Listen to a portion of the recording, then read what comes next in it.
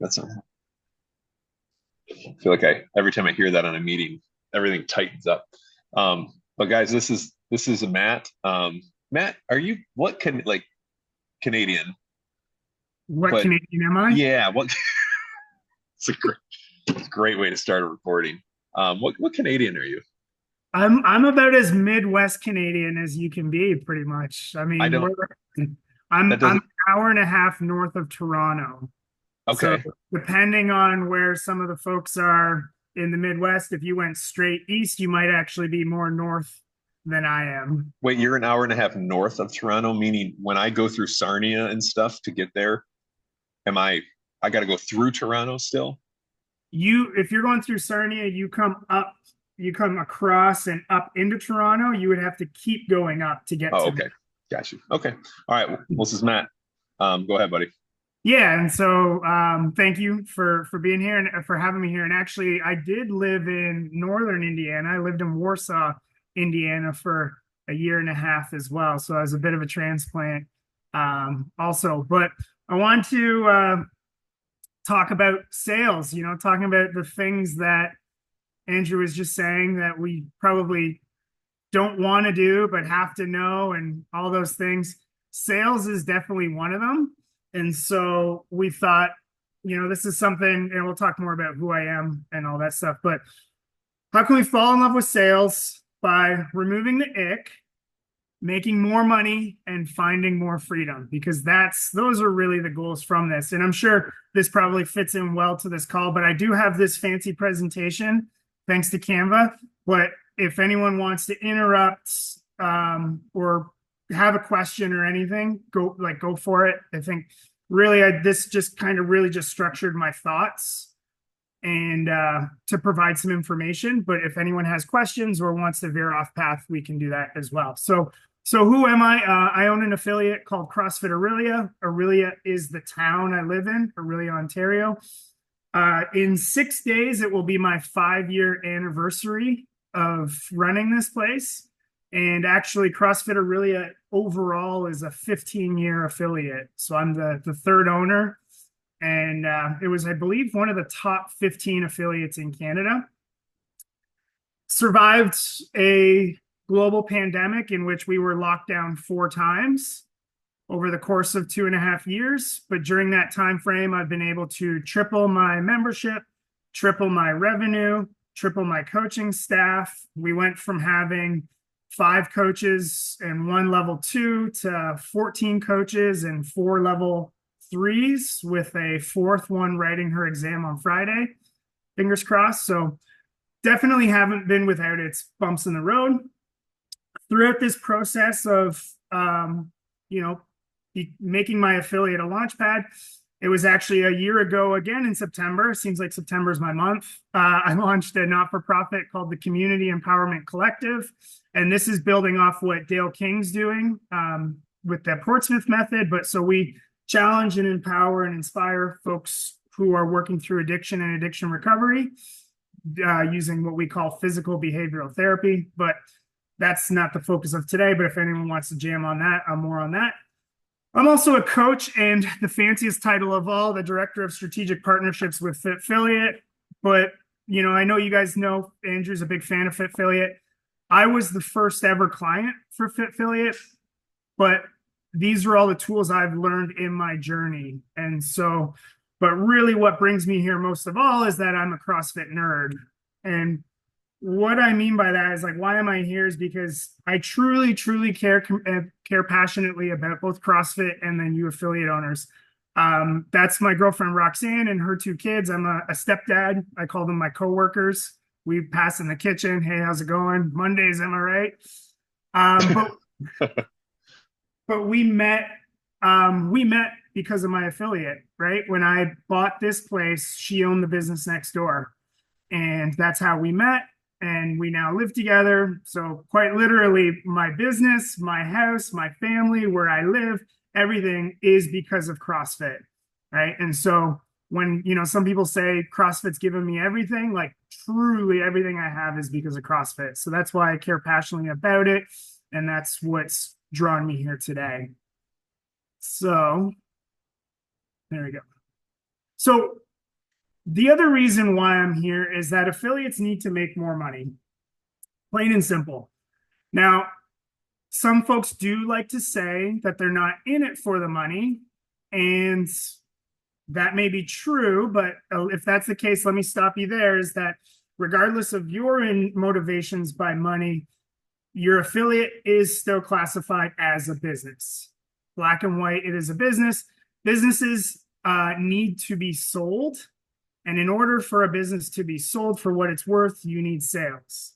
I'm actually planning on selling my affiliate within the next year, just to continue to move on to more things, focus on my not-for-profit, things like that.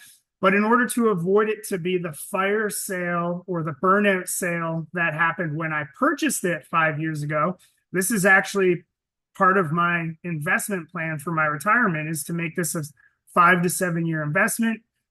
What your sales are to your potential buyer is going to be the most important thing of all. Also, we need to change the world. We as affiliates have the tools that we need. We are the lifeboats for the tsunami that is chronic disease, the tsunami that is loneliness, the tsunami that is addiction. We have the tools in our toolkit, and we can change the world. And I believe that it is our duty to, but nobility can only go so far, especially with passion, right? So we need to have the sales and the freedom to build a team, unite a team, and weaponize that team moving forward. And giving you the freedom to use your affiliate as a launch pad to do whatever you want beyond this, because you deserve it. You know, I don't know any of you here, but I know if you're on this call that you do deserve this.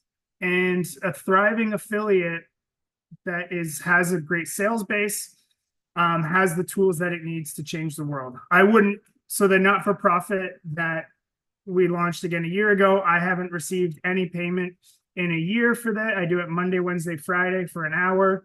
I haven't received any payments in over a year. And it's because my affiliate has its sales foundation, that it's profitable enough to pay myself, pay a general manager, pay my coaches, that I'm able to give my time up to this thing. But the goal is to give you just maybe a potential perspective on sales that you weren't considering. I am not a sales pro. I don't have a fancy microphone with a filter and a light.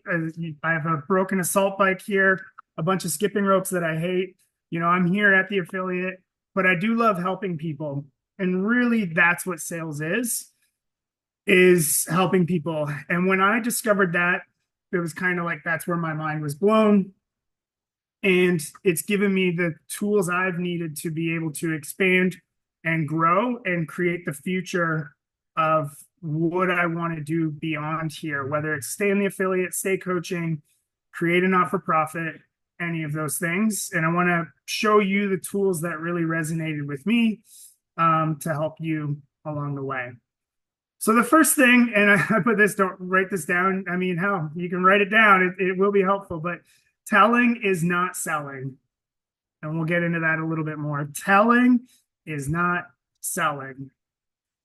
So what happens? Someone walks in our door, someone emails, however that looks, asks about CrossFit. Yes, I've been waiting for this my whole life. Let me tell you all about CrossFit. And that is essentially one of the biggest mistakes you can make in the sales game, is by making the conversation, whatever your process is, about CrossFit. Because oftentimes, you know, as we like to get technical, constantly varied functional movement performed at high intensity. I actually my girlfriend is studying for a level 3. There's an old school Glassman lecture. And he even says, he's like, if you tell people that's what CrossFit is, you're a wonkish person. It's a terrible answer to their question. But we want to get into it. We want to talk about the Frans, the classes, the workouts we do. It's a balance between strength and conditioning, gymnastics, base of the pyramid, all this stuff. And all of a sudden, this person gets very overwhelmed. And a very common answer we get is, I'll think about it. Yeah, that's great. You know, like, hey, here's my prices. Maybe you give them the price. Maybe you're good at asking for the close. But if you get that, I'll think about it, it often is a no thanks from there. And because it's not about CrossFit, it's about them. It's about the person, right? The best thing you can do is realize that CrossFit will work no matter what.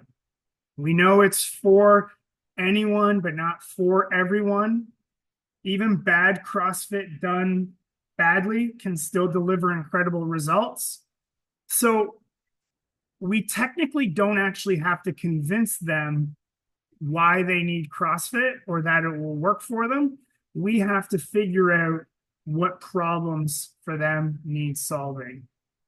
Your next thing is people don't buy drills, they buy holes. So people don't buy drills, they buy holes.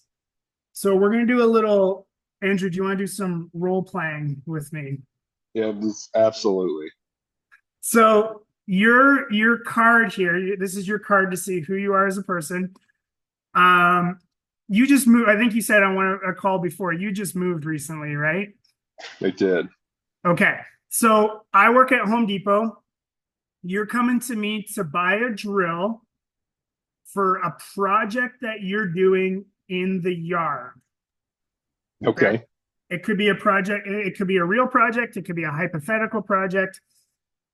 You're coming to me to buy a drill. So I'm farting around on the shelf and you interrupt me and ask for a drill.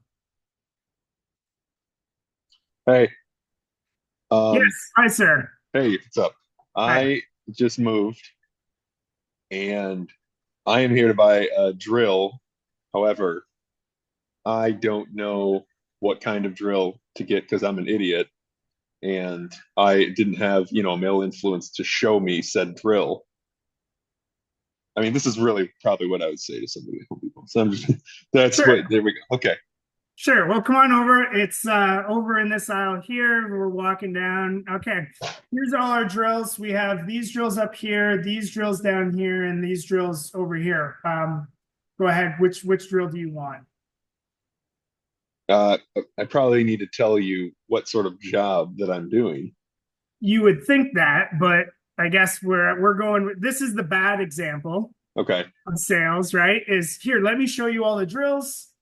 Which drill do you want? Which drill are you probably going to pick? And again, you have the bravado to say, I don't know anything about drills. But if you didn't, potentially you would just choose the one that is the least expensive. Right. Right. Exactly.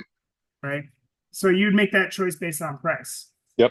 As opposed to, okay, let's reverse it back to walk into the aisle. So you moved. When did you move? 4 months ago. 4 months ago. Very cool. So boxes still somewhat unpacked, but probably still a few off in a closet somewhere.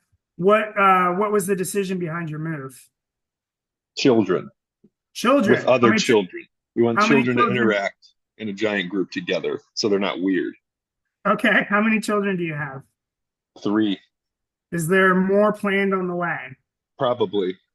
Okay. 5. What are the children? What are they? what The what most gender? dangerous question you can The ask. most dangerous question you can ask in an American Home Depot at the moment. I would full on be like, I have 2 male and 1 female children. And what are their ages? 4, 2, and 5 months. 4, 2, and 5 months. Okay, so some young animals. Awesome. And what's the project for? What are we buying a drill for? I need to let's see, one actually I didn't need a drill. I need to hang some shelves. Son of a bitch. Yeah, hang some shelves. Okay. Yeah. Yep, that's cool. Whereabouts are you hanging the shelves? Oh my gosh, I can't do the abouts. I'm hanging them there. I have to hang them in drywall, but I don't necessarily know like if I'm going to hit the studs sort of thing. Okay, so you're gonna hang them on drywall, and there's studs behind the wall. Do you have a stud finder? Just myself. Just Or wait, your, just my wife. just your wife. She found it. Just my wife. Yeah, it's the only thing I know about stud finder. Okay, that's cool. We can check out the stud finders on the way out. They're just on as I walk you to the counter. So we're hanging shelves into drywall studs. Okay, good. Are there other projects you're gonna want to do at the house? Like, are you guys gonna build a back deck, a jungle gym, a tree fort, any of those things? I mean, at some point. Okay. And what type of house is it? Like, is it a bungalow? You know, No, it's a house from the 1960s. okay, so not a big brick foundation or anything. No, it is a big brick, It is a big brick. huge brick. Okay, because if you're gonna drill into brick in the future, it might be best to start with a hammer drill now, because you might just think a drill drills into everything.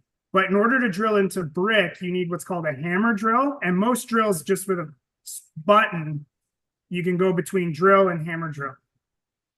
Is there Nice. stuff you're probably going to want to do outside eventually? Oh yeah. Okay, so here's the hammer drills that we're looking at. Also, if you're hanging something, you technically might not need a drill. That's often where people get confused. You need a driver, and a driver is just the thing that puts things into the wall. Now, the nice part about it is there's actually a sale on these Ryobis where it's a drill and hammer, or excuse me, a driver and hammer drill combo. And you also get 3 batteries. The nice thing about Ryobi is in the future, if you're going to build a tree fort, anything like that, you won't need to buy the whole saw kit. You just need to buy the saw because you can use the batteries across all the tools from there. I'm fucking sold. And I do have Ryobi for all those reasons. If I'm just being honest.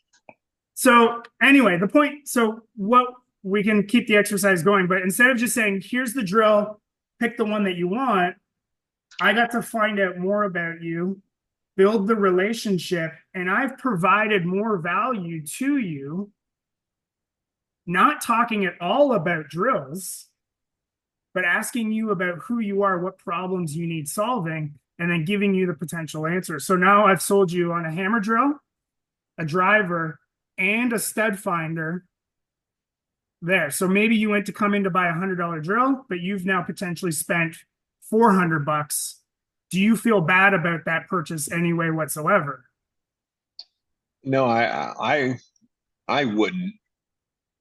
But also, yeah, yeah, no, I would not because I'd rather spend the money up front versus going back and forth, etc. Right. So really what you came into, going back to that analogy of people don't buy drills, they buy holes.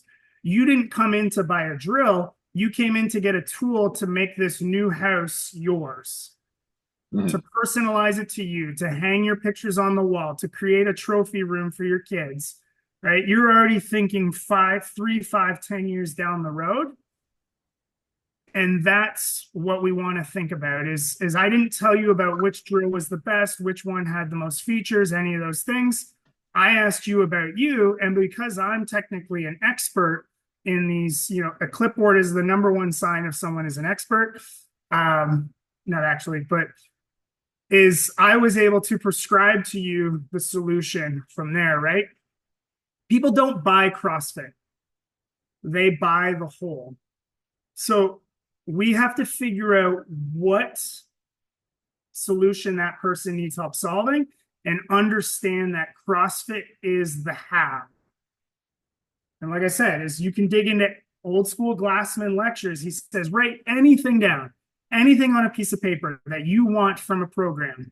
Put it on a piece of paper. Don't tell anyone, don't show anyone, hide it away. Intensity will get you there. As long as you give it an honest shake and show up 3 times a week, intensity will get you there. So that's what we want to figure out. Anytime someone comes in, we want to understand who that person is because sales is listening and asking many questions. Right. And so that's all I did was ask them questions, building that relationship. Who are you? What are you doing? Right. I could have sold you, you're putting up shelves. I potentially could have sold you on a whole shelving unit. If it's going to make your life way easier, then we go from there. So that's kind of what I was talking about before. The other thing is to think about it, someone might come in looking for a drill, but we being the experts, maybe that person doesn't need a drill. We did personal training, and when I say we, I mean I did personal training a lot early on. I don't do a ton of personal training here. That's just the way I do my affiliate. Because how many times do you get these emails or inquiries like, hey, I want to know your personal training rates. I just want to potentially come in, once, twice a week for a little bit. And it's like, why do you think you need personal training? Do you have a specific problem to be solved? Or is your experience with fitness just used to someone supervising you exercising? Because if you need someone just standing by you to supervise you exercising, guess what? We do that in a group setting. It's going to be way more effective, way more fun. You're going to want to come more often. And in fact, it's going to be way cheaper. If you want someone to be your personal guide to hold your hand and stand next to you for an hour, that's not what we do here. Sorry. But here's some places that do specialize in personal training. Right. But what it starts off with is let's get them in and let's find these things out. And the way we do that is by asking one more question. And then, speaking of, I don't know if there are any questions along the way. Like I said, you could either just come off mute or use the raise hand button. I'm consistently moving the screen of everyone's faces so I can read what I wrote here on this. Yeah, that's the hard part about right? the Zooms. Move everyone to the bottom. So the tricks. Here are the tricks. So number one, leading questions. Similar to the drill scenario is that I don't need to know about Andrew, his projects, his kids, or anything, but I can ask him questions that are going to guide him to the answer. So back to the beginning, if anyone were to ask us to tell them about CrossFit, we most certainly can, right? We all have a working base knowledge of CrossFit. That means, and how a CrossFit class runs and how our businesses run, that means we can ask better leading questions to find out how someone could benefit from CrossFit. So an example of a leading question would be, if you had someone to give you what to do every day so you don't have to think about it, you just have to show up after a busy day of work, would that be helpful for you? Oh my God, yes, that would be great. If you had someone showing you what to do and guiding you so you don't feel silly in a group or like you're holding the group back, would that be helpful to you? Oh, I would love that. That would be so good. Right? Would you benefit from the motivation of seeing someone who looks like you, is your age, but has been doing this a long time? Oh my God. Yeah, you have those here? Right? So leading questions will guide people towards CrossFit being the solution more than just telling them the same thing, right? Because I don't know the psychology behind it. Again, I'm not a sales pro, but if you could say, hey, the best part about CrossFit is the program's determined for you. Okay, cool. Right? They haven't been able to make that assumption or make that connection of, is this going to be valuable to me? But by asking them a question and getting a response, then they're building towards that. And if you notice on the right-hand side of the screen, 3 yeses in a row. This is from like motivational interviewing. If you've ever read anything on that, if you can get 3 yes answers in a row, boom, you go for the close or move to the next steps.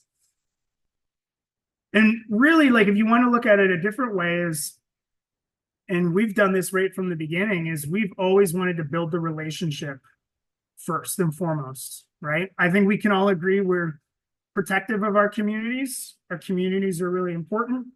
And so I want to build the relationship with you to show you, hey, you're now entering a community that's going to care about you. You're entering this group of people. But I also want to make sure that you're going to be a good fit for us and vice versa, right? As opposed to just the names. And then, really what you're thinking about is the solutions, right? Don't let the person decide what they think will get them the best results. Be the expert and tell them honestly about what's needed to get to their destination, right? If someone wanted to take up scuba diving and you just started listing out what the costs are for scuba diving, you would just say, okay, it costs $3,000. All right, I guess that's what it costs. Can I pay that in multiple payments, or do you take credit card? Right. So we sometimes, our familiarity in the vacuum of what we do changes or removes our curiosity, that understanding when someone comes in and they know nothing about what we do, we don't know that we can just explain to them that this is how it works. A fun fact that I actually just discovered recently is that people don't make big decisions or purchases standing up. So if you have a front desk or a front kind of, we have a live edge kind of bar top, right? I don't know what the numbers are, but I can tell you it's probably more in favorable of no than yes of the people who say no thanks or I'll think about it, by trying to make the close there, as opposed to having them sit down. You've got like a little couch area here. We're like 100% close rate there because we get to be relaxed. I often slouch a little to show a relaxed body language and body posture. It's less confrontational, but as well, people get to sit down and make a decision. So if you do nothing else from today, is have people sit down when you give them the options, and you'd be surprised how well that would work. And then kind of down at the bottom right here, tell them the solution and ask for the close. So here's the solution. You ready to do this? Okay. Because the reality is people cost money. So this is something from here. I'm not sure what everyone's kind of models are. If you have a free trial or come try a class, or we get a free week or you get a free month, there's no right or wrong. That's the beauty of the affiliate model, is we all have the freedom to do whatever we want with our businesses. It's just, you have to understand that people cost money. Whether we want to track it, capture it, or measure it, there is an acquisition cost for every single person who joins your gym. There is a moment when you will make money off that person. It's either right away or 3 months down the road. If it's 3 months down the road and they leave after 2, you've actually paid that person to come try your gym. So here's an example of a tool that we use. So this is an easy way to calculate your cost per class. I'll walk through it. Hopefully it's not too boring or dry. If it is, sorry. But basically, if someone's monthly gym overhead is $12,000 a month, that should also include all the pay that you're taking or should be taking or that you're giving your coaches. Every single thing that comes out of your bank account should go into that. So if someone's monthly overhead is $12,000 a month and they operate 26 days per month, running an average of 6 classes per day, it's going to cost you $462 per day to run your business. And each one of those classes is going to cost you $77 per class. So depending on your memberships now, down at the bottom, is if your membership is $175 a month for unlimited, that means each person is paying an average, if they came to 20 classes a month, $8.75 per month. That means in order to per class, in order to break even, you need 8.79 people. So I think Andrew is essentially 1.34 of a person. So we would need 6 of him. Now, but you need basically 9 people per class for that class to break even. And that needs to be every class. So if you now let's just say, because a lot of us see that. Yep. And I've done this math equation before. Yep. Let's just say I have a banging 436.30, but my 530. might only have two or three at it tonight. Am I allowed to use the law of averages on that? Yeah. Okay. Yeah, you can. Yeah. So he's saying, okay, is basically like, okay, if I need 9 and then I have 15 people in my 4:30 class, can I take those 5 people and put them into the 4:30? Yes, you can, because they're still showing up and everything. The point being is, if you have 9 people in class, but 3 of those are on free trials, you essentially only have 6 people per class. And really, this is for folks who are in that kind of growth stage of maybe 50 to 75, 75 to 100 members relative to there, right? And we're kind of in that, hey, we want to grow, we want to offer these things that are going to get people in the door, knowing that, hey, there's still going to be money going out the door in some way, shape, or form. 3 times a week and twice a week memberships. Not everyone's a fan of these. We use these membership structures. Again, it's not a right or wrong discussion. It's just understanding that you can kind of, just like fitness, you can quantify, track, and evaluate every single element of your business. That's really what clued in for me, is when I made the connection between, oh, wow, everything in fitness can be quantified because we've defined it. Same thing with business. Quite literally anything, everything can be measured and quantified. It's just a matter of how much of a nerd you want to be about it. Something like a 2 time a week membership. Well, yes, someone is paying less per month. They're actually paying more per class. So you actually need less of those people per class to cover your rates from there.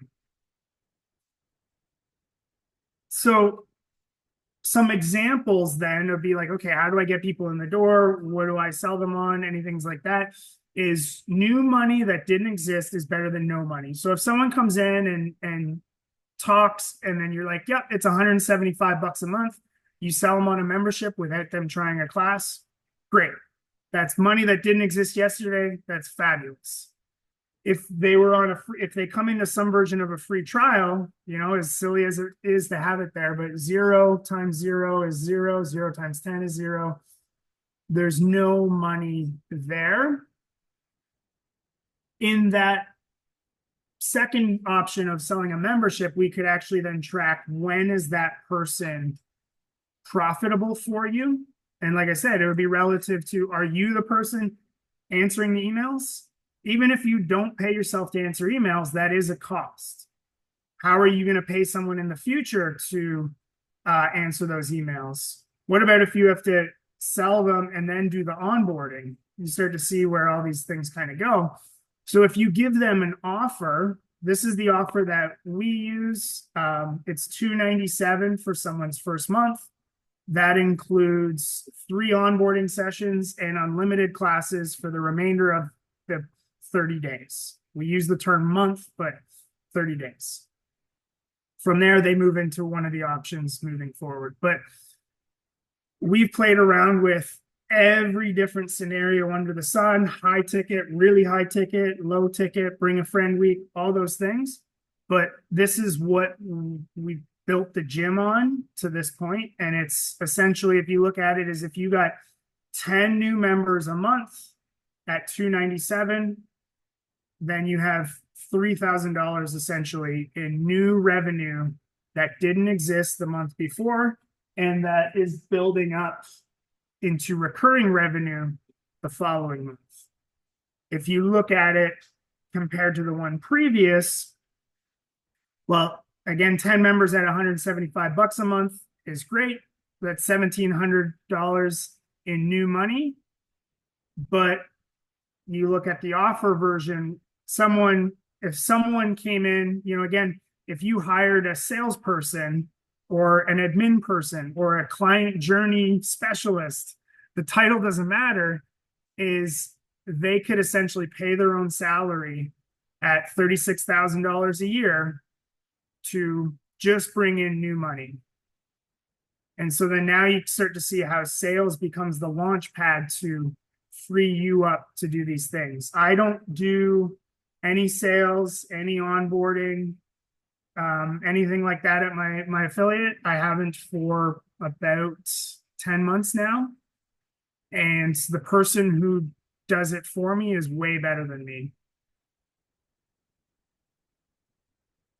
So, what are some quick steps you can take to, and as we can start wrapping this up and maybe make time for questions? Schedule appointments, automate it as much as possible, whether you use something like Acuity or if you use PushPress. If you're using PushPress Core, the Grow system has a full scheduling system built in, can make it seamless, but Acuity is completely seamless and integrated, and I think it's $25 a month, if that. Sit and listen, take the time, talk less, ask more questions, ask leading questions, get 3 yeses in a row. If you get 3 yeses in a row, offer a solution. If you're cool, if you don't have a relationship with money, great. Here's the solution, $297. This is what you get.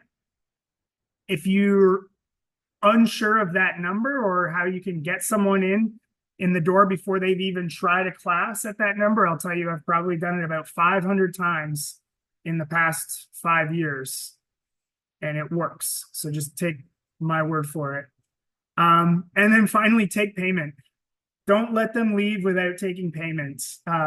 Everyone's systems now have it built right in. If it's something where you send them home to fill in, like, hey, we're gonna get you set up in PushPress. When you get home, there's a spot where you can fill in your payment information. You've potentially lost them. Unless there's a psychology, and I don't know what it is. Again, I'm not a sales pro, but there is a psychology that once someone pays that money, they're going to start validating it in their head that they made the right purchase. Right? They're going to self-validate their purchase, and then they're going to feel good about what they did, believe it or not. There is a direct correlation between the amount of money folks have paid here and how happy they are when they leave the door. And if you have the ability to get a point of sale terminal, just a little like Chase payment system, we got one, and it is the best decision we ever did. It's all paid off now. I don't know if I pay anything for it now, but it's like, here, let's just get you paid up now, and we can get you into our system later. But getting that payment immediately means you won't have stuff heading out the door. So that's what I got. Questions along the way, if at all.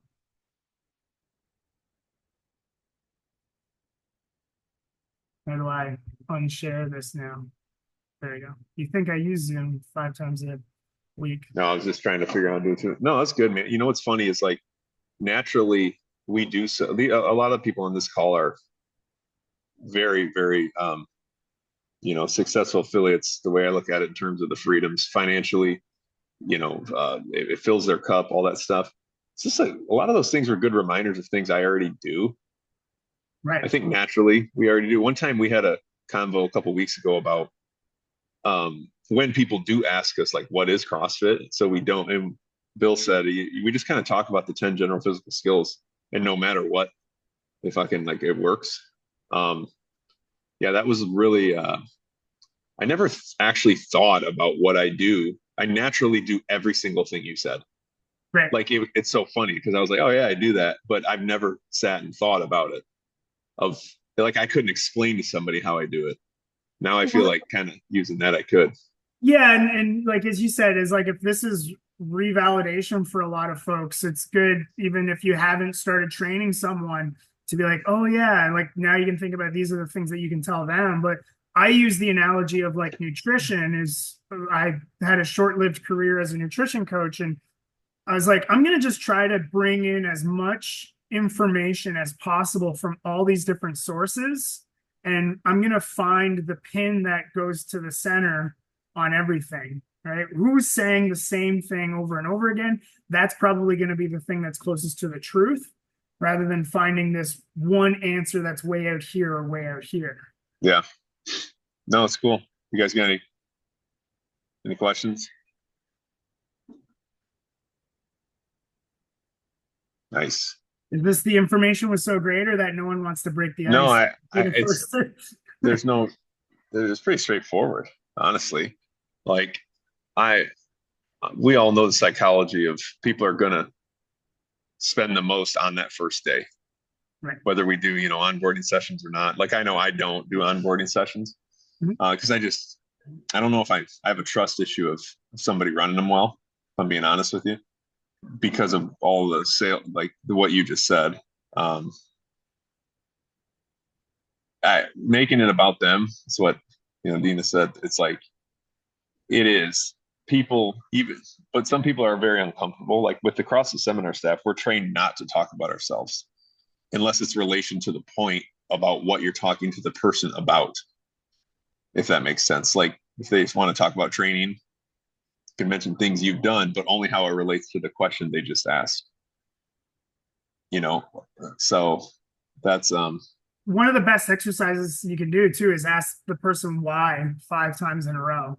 yeah, It seems like a scary exercise and frustrating on both parts, but you would be surprised the answer that that person will get to. And, um, very Tony Robbins of people. yeah, Like right. it's like they're like, oh, I came here because of my diet, and then he asked why 6 different times, and talking about how their father never hung out with them and made them feel insecure by the sixth question. Yeah. It is so. Well, and then it's like if I know Stu Brower has said this, I don't push for it. It's not my style, but if they cry, they buy. Right. Yeah, we've all seen we've all had that one happen several times, even Yeah. in a sit down. I Well, would be thank you. curious. Well, I was just to say maybe is if there's I'd be curious if anyone has been interested in launching a more kind of higher ticket offer, but hasn't pulled the trigger on it. Like, and that could be an onboarding package. It could be a higher, maybe personal training, PT first style package. I know Bill does nutrition, loves it. I think Danielle does something like that. Um, Emily too.